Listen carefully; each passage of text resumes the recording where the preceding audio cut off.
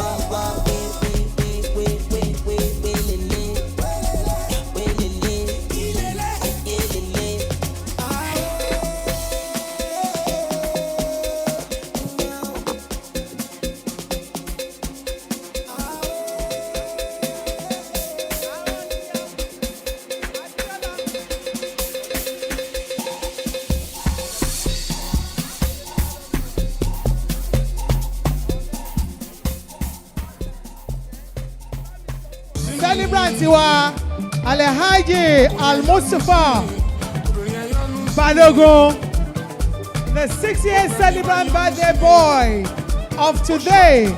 When you're 60 years old, you're still a boy.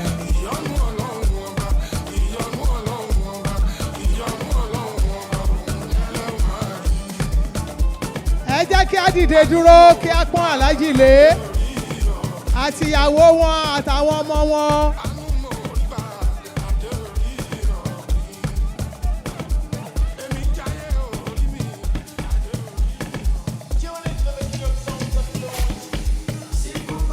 What's up? Say what? Mi ò gbọ́. Ó ṣẹ̀ṣẹ̀ ní kìlọ̀ kan Jámánì. Mi ò gbọ́. Say. What's up? Energy. Ó ṣe Jámánì. Say. Hey.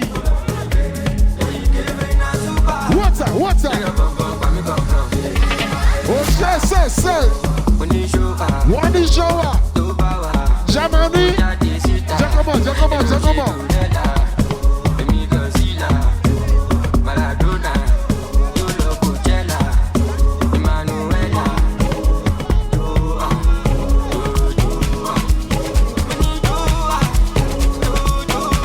Say.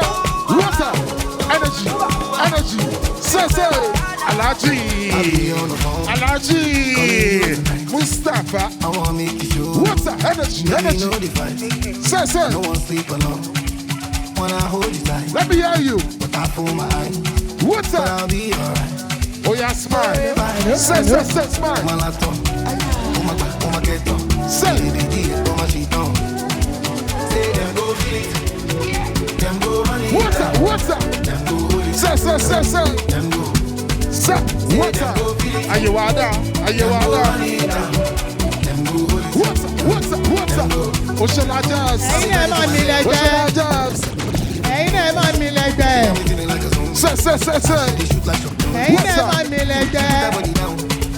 You got me falling through. Energy. Please wriggle your waist. When I see you now, serving on the phone. Let Alaji dance to his heart's delight. I wanna make you feel Today is his day. I don't want to sleep alone.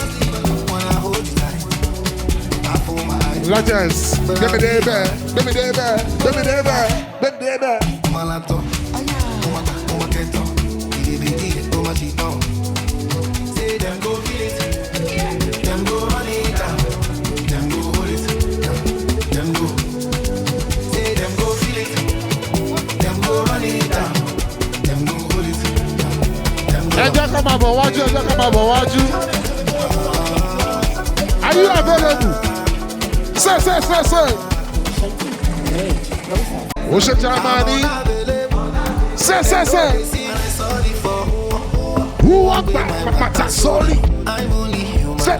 Say. Nobody but out. Say I carry woman. She not man. Say. Owó ni kókó. Water. Say. Are you available? Oṣù Jamani. Say. Water. Say. Water.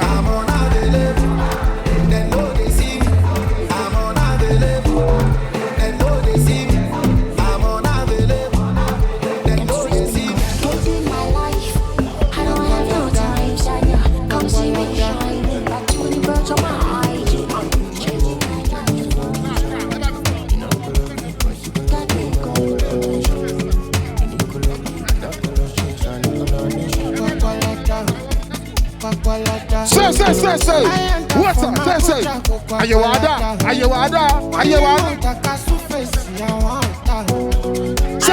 Say. Let's go. Energy. Water. Say. Sa.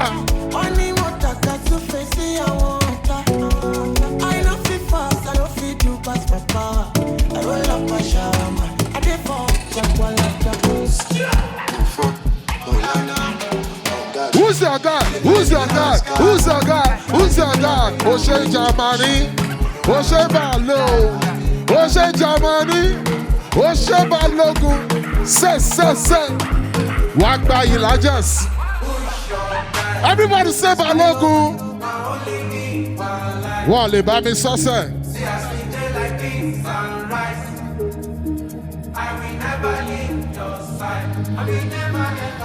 Akadikad. Gbẹ́sẹ̀.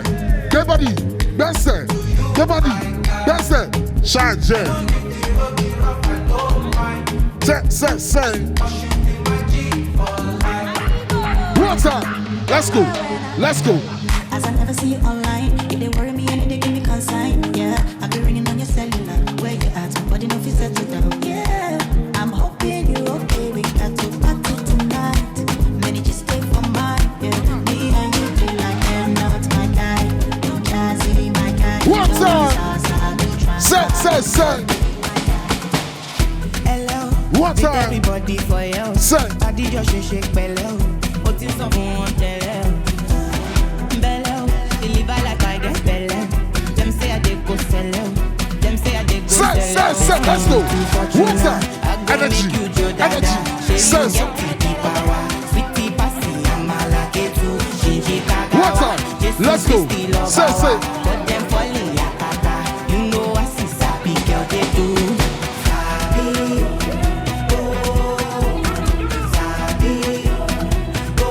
Say. In the middle. One time. Say. Let's go.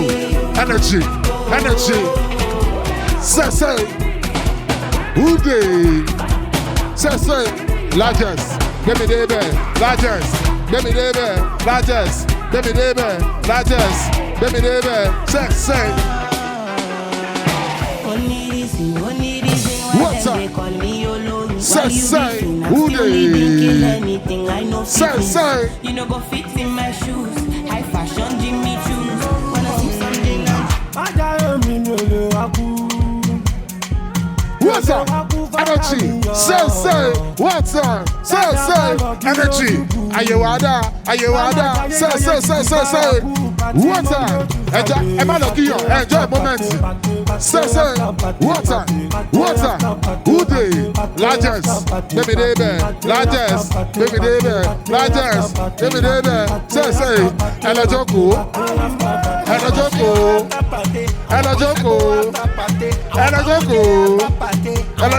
Ẹ jẹ́ kí celebrant jókòó. Ẹ jẹ́ kí celebrant àti ìyàwó wọn lọ jókòó. Àti àwọn ọmọ. Àti chairman wa.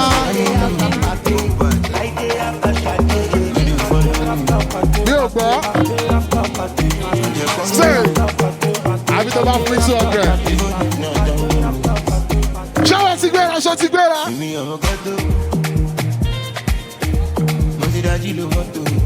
What's up? Automatic. Ó yá gbéra. Èmi ti gbéra, láti fọ́tàtì, only one party. Say, DJ, largest, bring it out. Largest, bring it out. Ẹ bá mi fún Balogun ní àtẹ́wọ́. Gbogbo àwa tó jẹ́ pé nítorí tí wọ́n la ṣe wà ń bí ní ọ̀sán yìí. Àtẹ́wọ́ yẹn dà. Àwọn ẹ̀dá kan ni wọ́n kóra wọn jọ. Wọ́n láwọn fẹ́ máa sin ẹni tí ó ní agbára tó tún lẹ́rù lára. Wọ́n bá gbéra ó dínú igbó. Wọ́n ní igbó ní agbára ó lẹ́rù. Wọ́n ní igbó afẹ́ máa sìn ọ́. Nígbà tí wọ́n dé ọ̀dọ̀ igbó sọ fún wọn pé òun ní ọ̀gá tó tún ní agbára tó lẹ́rù jò òun lọ. Wọ́n ní ta ni? Ó ní iná ni. Àwọn ẹ̀dá ìgbéra ó dọ̀dọ̀ iná o. Wọ́n ní ẹ ní agbára ẹ ní ẹ̀rù. Afẹ́ máa sìn yín. Iná náà ní ẹni tó lágbára jò òun lọ tó tún lẹ́rù. Wọ́n ní ta ni? Ó ní omi ni. Wọ́n tún gbéra ó di ọ̀dọ̀ omi afẹ́ máa sìn yín. A gbọ́ pé ẹ lágbára ẹ tún lẹ́rù. Omi sọ pé òun ní agbára. Àwọn ọmọ lágbára òun lọ̀gá. Wọ́n ń ta lọ̀gá yín. Ó ní òòrùn ni. Àwọn ẹ̀dá ìgbéra ó dọ̀dọ̀ òòrùn. Wọ́n ní òòrùn. A gbọ́ pé ẹ lágbára ẹ ní ẹ̀rù afẹ́ máa sìn yín. Òòrùn lòun lọ̀gá. Wọ́n ń ta lọ̀gá òòrùn. Òòrùn sọ fún wọn pé kùrukùru ni. Kùrukùru kẹ̀. Wọ́n gbéra ó di ọ̀dọ̀ kùrukùru. Nígbà tí wọ́n dọ̀dọ̀ kùrukùru ní àmọ̀ pé ẹ ní agbára ẹ lẹ́rù. Kùrukùru lòun lọ̀gá. Wọ́n ní ta ni ọ̀gá yín? Ó ní àwọn òkè ni. Ó ní bó tilẹ̀ òkò ń bolẹ̀ tó ẹ̀gbọ́n òkè ló máa tún padà yọrí sókè nínú kùrukùru. Ẹ̀gbọ́n wọn gbéra ó di ọ̀dọ̀ òkè. Agbọ́pẹ́ lágbára ẹ ní ẹ̀rù. Afẹ́ máa sìn yín ni. Òkè dá wọn lóhùn. Ó lóun ní ọ̀gá. Wọ́n ń ta lọ̀gá yín. Ó ní ẹ̀dá alàyè tọ́lọ̀ ń dá ni.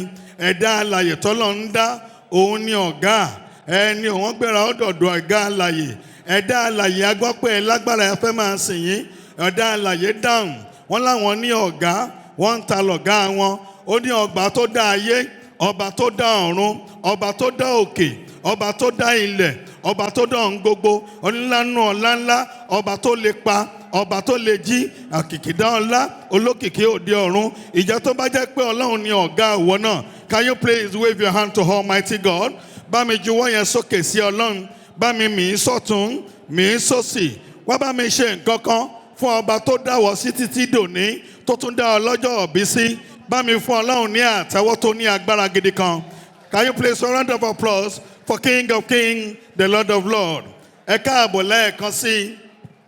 A kí yín ní orúkọ family Ìbálógun. Ẹ jọ̀ọ́ ìwọ náà bá mi kẹ́hìn tó wà lẹ́gbẹ̀ẹ́. Sọ pé ẹ káàsán mà, ẹ pẹ̀lẹ́ mà, ẹ bá mi kẹ́hìn tó wà lẹ́gbẹ̀ẹ́ yín. Tí ò bá ti dáhùn ẹ dìde, ó lè yọ fóònù mọ́ yín lára. Ẹ kẹ́hìn tó wà lẹ́gbẹ̀ẹ́ yín. Ẹ kí ó yẹ bá mi fóònù tàn ní àtẹ́wọ́ lẹ́ẹ̀kan sí. Ní orúkọ Ọlọ́run ni a kí gbogbo wa. Ọ̀rọ̀ Ọlọ́run kan wípé kí a máa ka iye ọjọ́ wa yóò lè máa fi ọkàn wa sípa ọgbọ́n. Ìdí nìyẹn tí a ṣe ń bá Ìbálógun yọ̀ lónìí láti ka iye ọjọ́ ẹ̀ níwájú Ọlọ́run adẹ́dá ẹni o. Ìjẹ́túwọ́ náà bá ń bá Balógun yọ̀, àtẹ́wọ́ Ọlọ́run dà ní ọwọ́ Balógun. Àtẹ́wọ́ Ọlọ́run dà. Kó tó di pé a pe àwọn àfáà wa tí wọ́n máa kọ́kọ́ ṣe àdúrà pàtàkì fún celebrant tèní, ìyẹn bàbá wa Alhaji, ní orúkọ gbogbo ẹbí bàbá wa pátápátá nílé lóko lẹ́yìn odi, our dearest father, our dearest son, husband, father, friend, and a very, very wonderful personality. À ń sọ̀rọ̀ nípa Alhaji Mustapha Balogun alias Jamani. Ẹ kọ́kọ́ bá mi fún ọ látẹ̀wọ́ náà. Ẹ ṣeun kẹ́tọ́ bá mi fún ìyàwó wọn náà látẹ̀wọ́. Alhaja Fọlákẹ́ Balogun, ṣé mo gbà á? Ẹ bá mi fáwọn náà látẹ̀wọ́. Fine girl looking sexy.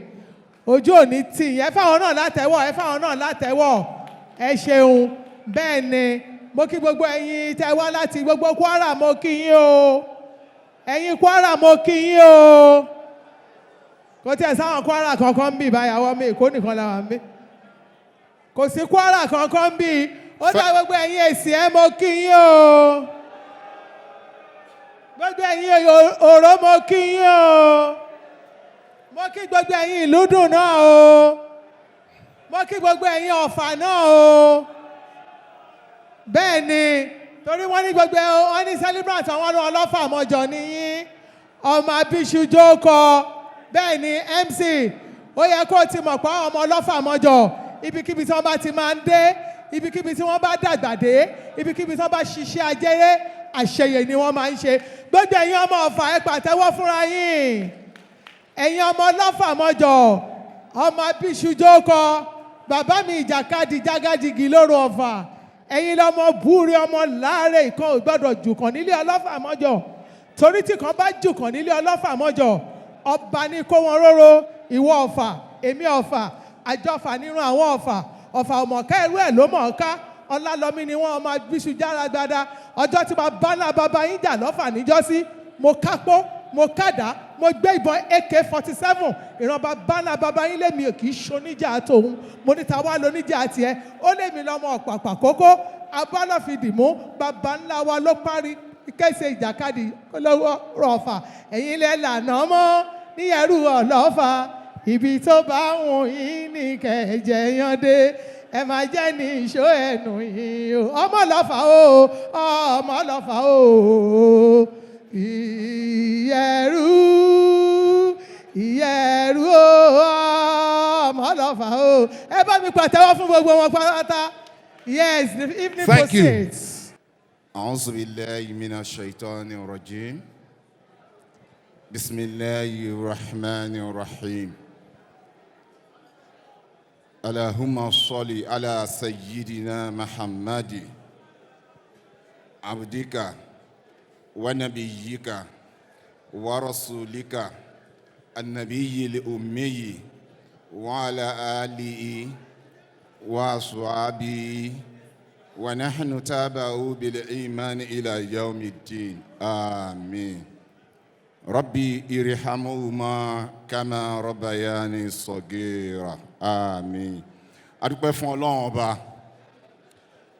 ẹni tí ò bá gbé nǹkan kan sẹ́nu ẹ jẹ́ ká jọ dúpẹ́ fún Ọlọ́run ọba yìí pé alhamdulillah alhamdulillahi rabbil alamin àwa náà ò ní gba àsìkò yín a sì ní tèkì táìmù yín nítorí èyí tó jẹ́ kókó nínú àdúà àti ń ṣe bọ̀ láti bí ijọ́ mélòó kan nílé Haji Mustapha àmọ́ lẹ́ni àwa bá ọlọ́jọ́ òbí dúpẹ́ ni gbogbo ẹni tó bá mọ̀ pé irú eléyìí òun náà fẹ́ ṣe kó sì tún dùn kí gbọ́ngbọ́n ó kàn sí jù báyìí lọ ẹ jẹ́ kí gbogbo wa sọ pé alhamdulillahi rabbil alamin. alhamdulillahi rabbil alamin. a ní gba ara wa lásìkò rárá a kí ọlọ́jọ́ òbí Alhaji Mustapha Adéyẹmí Balogun aka Jamani pẹ̀lú ìyàwó wọn Mrs.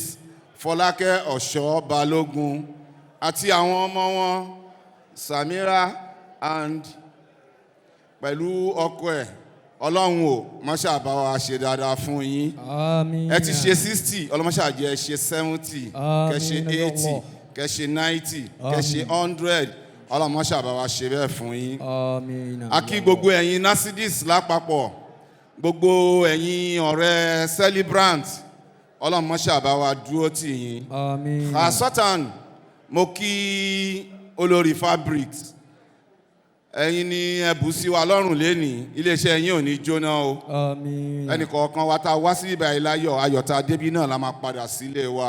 Àmín. èní yìí Ọlọ́run níbi sọ wá lórúkọ tí ò ní ṣe tiwa. wala la hawla wala quwwata illa billahil aliyyil azim. àdúpẹ́ Alhaji Ibrahim Oteniara tó jẹ́ mísọ́nà gbogbo olúwa Ìsìyẹ́ Kingdom tá a ti wá Kwara làwa ti wá àmọ́ wo kí n waste time èèyàn kó à ń ṣàfà tí wọ́n mọ̀ á disconnect engine mọ́ lẹ́nu ọmọ Èkó làwa náà a dẹ̀ mọ̀ nǹkan tí time jẹ́ Ọlọ́run ò ní fàsìkò ẹnìkọ̀ọ̀kan wa ráre àmọ́ ká tó gbé máìkì fún wọn bàbá wa ilé sí ẹ ẹni ṣéèkù ẹ tún sọ bẹ́ẹ̀ lẹ́ẹ̀kan sí ẹ tún wí bẹ́ẹ̀ lẹ́ẹ̀kan sí. wallahu yasimuka minan nas la takhafu daraka wala takhsha wala hawla wala quwwata illa billahil aliyyil azim.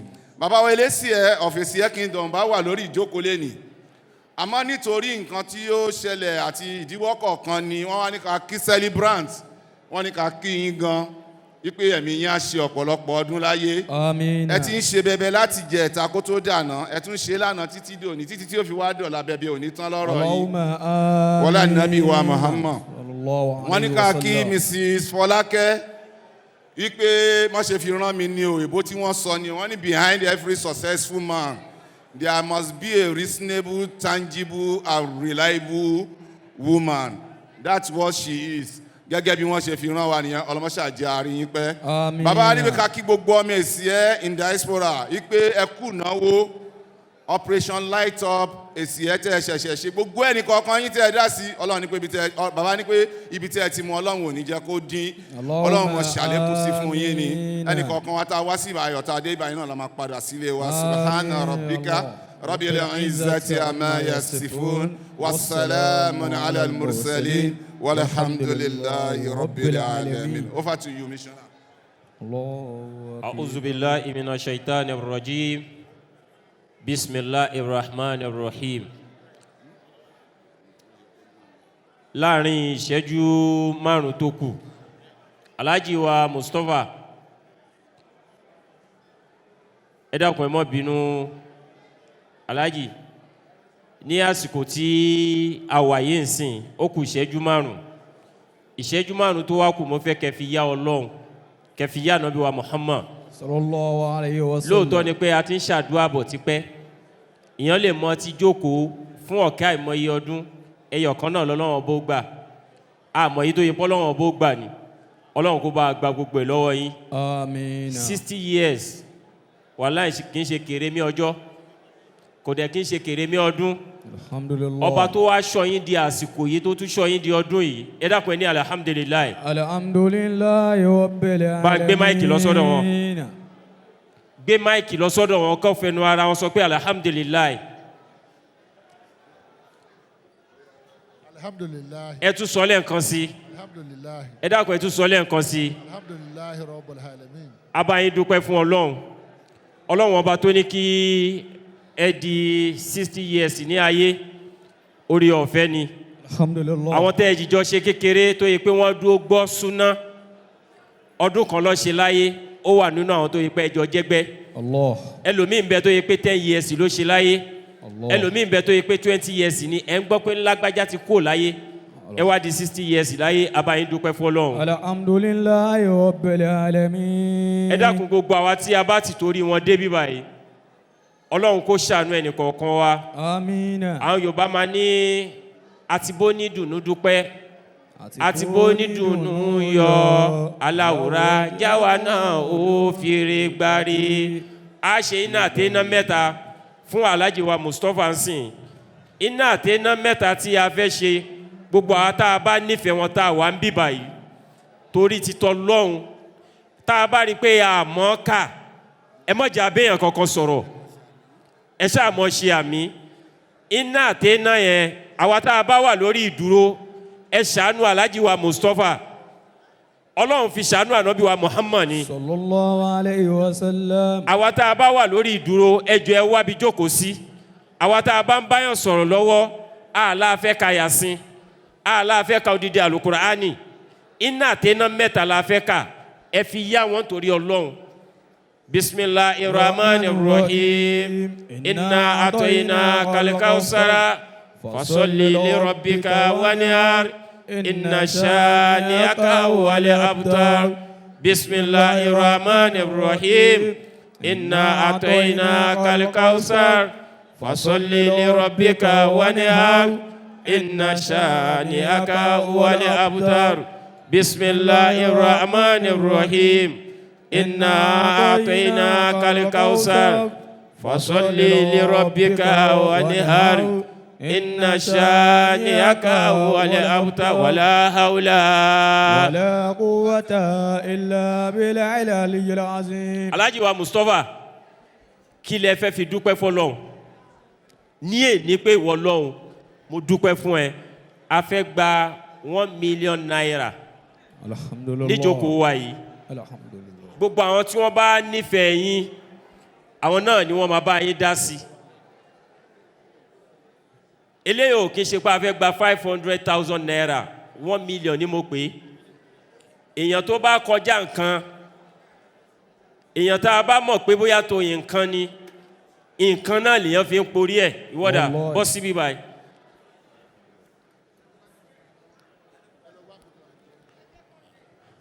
Alhaja wa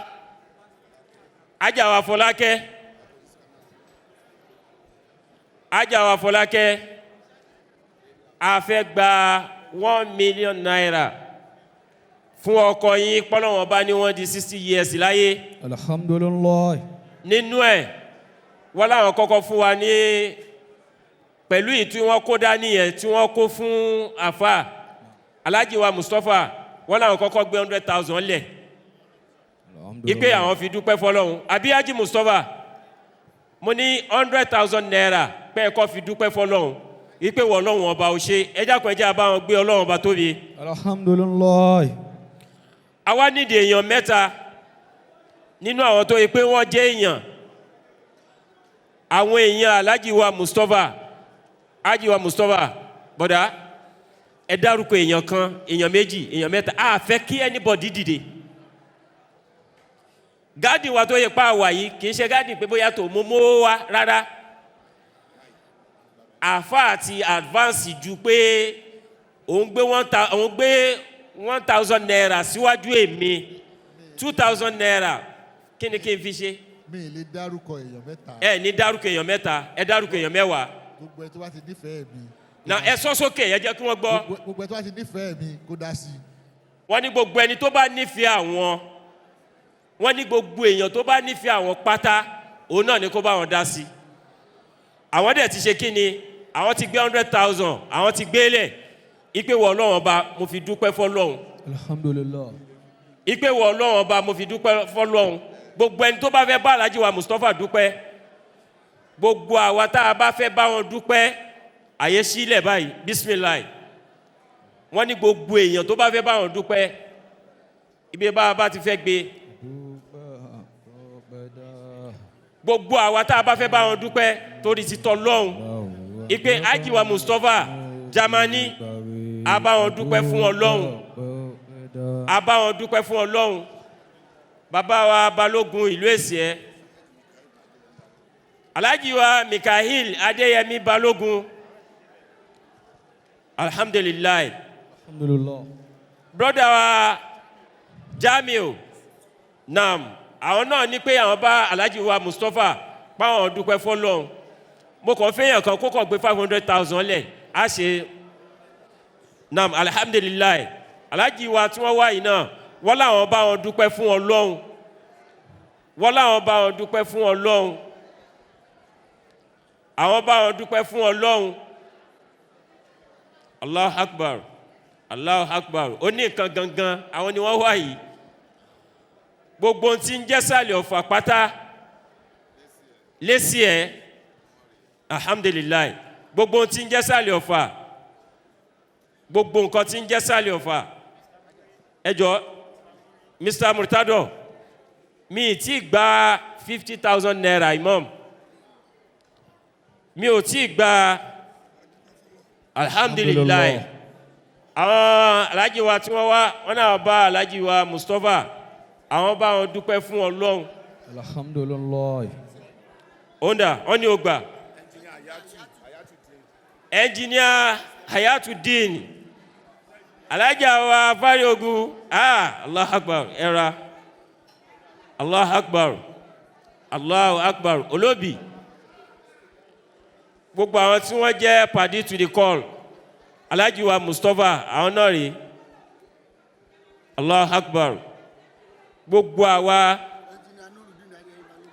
engineer Nurdin Adéyẹmí Balogun honorable Nurdin Adéyẹmí Balogun àwọn Alhaji wa Balogun àwọn ni wọ́n tún dé bí báyìí Allahu Akbar Haji Qasim ẹ̀rọ̀sà naam Allahu Akbar Ọlọ́run àgbà gbogbo engineer Nurdin Adéyẹmí Balogun àwọn mọ́mù ní pé a nídi 100,000 naira ní ọwọ́ yín engineer Mohammed gbogbo Nasidis lápapọ̀ engineer Nurdin ẹ̀yìndà engineer Nurdin engineer ẹ̀yìndà nam ẹ dákun àníjú ìṣẹ́jú méjì lọ Alhaji wa Murtado ó ń dàbọ̀dá plus oge lọ́sà ogun 90 nam engineer Wisdom àwọn Alhaji wa Wasilat wọ́n láwọn bá Alhaji wa Mustapha àwọn bá wọn dúpẹ́ fọ́lọ́hun Alhaji wa Imran àwọn Dr. Afari Ogun wọ́n láwọn bá Alhaji wa Mustapha àwọn bá wọn dúpẹ́ fún Ọlọ́hun oore tọ́lọ́hun bá ṣe fún wọn Chief Bobagua of Èsìẹ́ land Èsìẹ́ kingdom àti gbogbo àwọn èèyàn wa pátá àti ìrìwín bí báyìí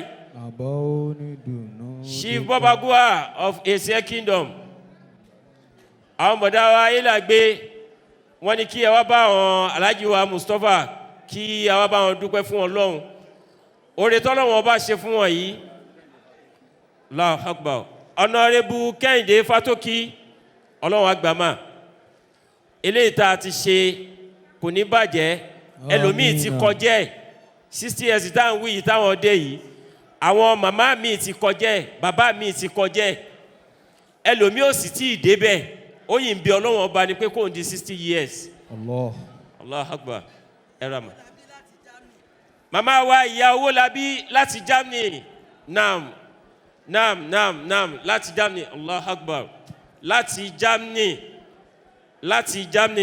Ọlọ́run àgbàsà láti Germany wọ́n láwọn bá Alhaji wa Mustapha Allahu Akbar nam láti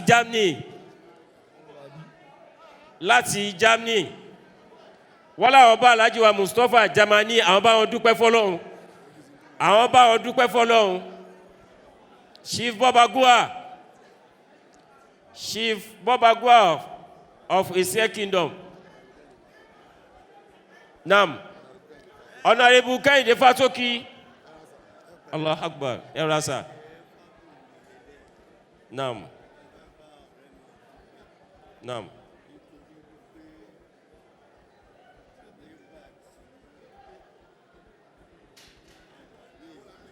Ben Allah Akbar Allah Akbar Allah Akbar Allah Akbar after 35 years now wọ́n ní orúkọ Isa Naam, àwọn dáàdì wa tí wọ́n wà yìí Mr. Kehinde wọ́n ní àwọn bá Alhaji wa Mustapha dúpẹ́ fọ́lọ́run after 35 years lọ́lọ́run bá ní kí àwọn tí ó fi ojú kàn wọ́n àwọn náà ní ẹ̀yin náà là ń retí tẹ́ bá ti fi ti ilẹ̀ sí a fẹ́ ṣe rọ́bà náà tẹ́ bá ti fi ilẹ̀ sí ẹ̀yin náà là ń retí Alhaji wa Nurdin Hassan Nam ẹ̀yin náà là ń retí mo expect pé ẹ̀yin kan fi 500 ilẹ̀ as usual Alhaja wa Taiwo ṣé kò ní Allahu Akbar àmín wọ́n ti ń bẹ pẹ̀lú Alhaji Mustapha ti pẹ́ Nam bẹ́ẹ̀ tí ń rí Alhaji wa Nurdin ti dé bí o bẹ́ẹ̀ni Chief Bobagua wọ́n ní ká bá wọn dúpẹ́ fún Ọlọ́run fún Alhaji wa Mustapha pẹ̀lú owó ńlá yìí ipe gbogbo tọ́lọ́run bá ṣe fún wọn Ọlọ́run ò ní jẹ́ ó bàjẹ́ Alhaji wa Nurdin àwọn náà ti dé bí báyìí Allah Akbar Naam Alhaji wa Abdulhakeem Bigi Engineer Abikoye àwọn náà ti dé bí báyìí Allah Akbar Aleykum salaam Haji Abdulrahim Haji wa Abdulrahim Aleykum salaam sir Haji wa Abdulrahim Prince ẹ̀yin la fẹ́ fi ṣe rọ́bà náà bẹ́ẹ̀ ni gbọ́dọ̀ má bá wọn dúpẹ́ fọ́lọ́run Allah Akbar kábíyèsí eléṣì ẹ̀yin náà la fẹ́ fi ṣe rọ́bà náà ẹ dákun ẹjẹ́ àtẹ́ rọ́bà náà ẹ̀mí wọn Alhaji wa Abdulrahim Babalọlá wọn làwọn bá Alhaji wa Mustapha dúpẹ́ fọ́lọ́run gbogbo tọ́lọ́run bá ṣe fún wọn Ọlọ́run má kàn sí rìfásì Ọlọ́run máa jẹ́ kó fi eléyìí dágbére fáyé Ọlọ́run má jẹ́ kó fi eléyìí dágbére fáyé Al-Fatiha Bismillahirrahmanirrahim Alhamdulillahi Rabbil Alamin Ar-Rahmanirrahim Maliki Yawmiddin إياك نعبد وإياك نستعين اهدنا صراط المستقيم صراط الذين أنعمت عليهم غير المغضوب عليهم ولا الضالين آمين ولا حول ولا قوة إلا بالله العلي العظيم صلوا على النبي الكريم